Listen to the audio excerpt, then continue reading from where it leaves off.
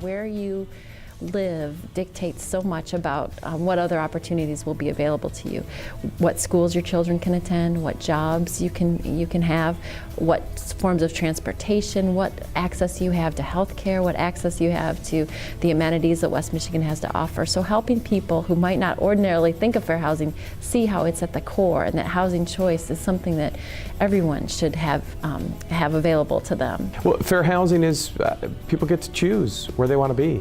You know, I mean, that's on every perspective on the political spectrum. It is about choice. If you want to live in Heritage Hill and you happen to use a wheelchair, why can't you live in Heritage Hill?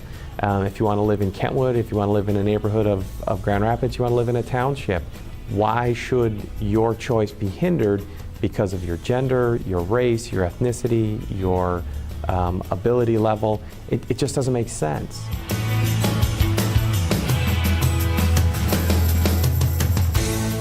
I think an extraordinary group of citizens came together in the late 70s to talk about the problem, persistent even then, about segregated schools. Schools in Grand Rapids were very segregated. Unfortunately, they are quite segregated even now. But at that time, people looked at what was then a new theory, and the theory was that we would integrate housing across Grand Rapids, and therefore the schools would become integrated on a neighborhood basis. And so people came together very much at the behest of the Board of Education, a little bit of Calvin College involvement, some other institutional involvement, came together and said, let's develop a fair housing center, which at that time was a very new thing across the country. I think we were probably one of the very early fair housing centers. And so in 1980, they incorporated and actually established the Fair Housing Center, which is the beginning of what we have today. Well, in my 20 years on the board, I happen to also be a local real estate agent, so I've been involved in the industry for 31 years.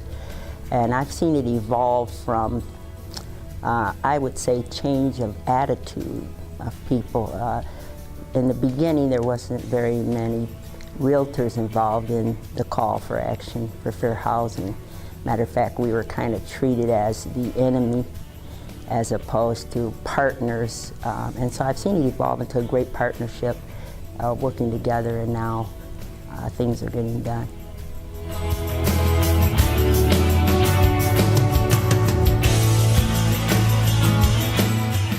My family and I were in downtown Grand Rapids having lunch before the St. Patrick's Day parade. And I saw a husband and wife looking over, and they were kind of smiling at my family. And I could tell that they had kids, but their kids weren't with them, and that kind of a smile. And so they came over on their way out, and they said, "You have a beautiful family." I said, "Oh, thank you. Where are your kids?" And they said, "Our kids are home in Kentucky with their grandparents. We're here looking for housing. My husband got a job downtown at the hospital, and I got a job at Grand Valley downtown." And I said, "Oh, great. Where are you looking to live?" And they said, "Well, our realtor said because we have kids, we should only look in Hudsonville, Rockford, or Forest Hills." I said, "Really?" Now, the cost of that is manyfold. I can't even say twofold. What that realtor was tagging on to their drive time each day, their commuting time.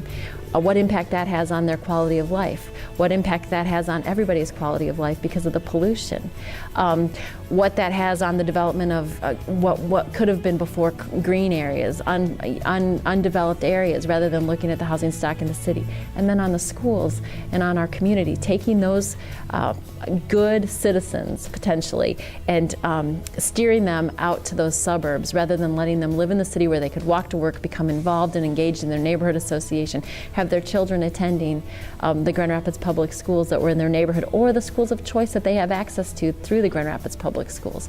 So by that realtor making that assumption, and I'm sure in that realtor's mind he just thought, you know, they've got one weekend, I've got to really streamline this based on my experience and where my kids were happy, and based on what I can see about this family, I think they'd be happier here. What a cost.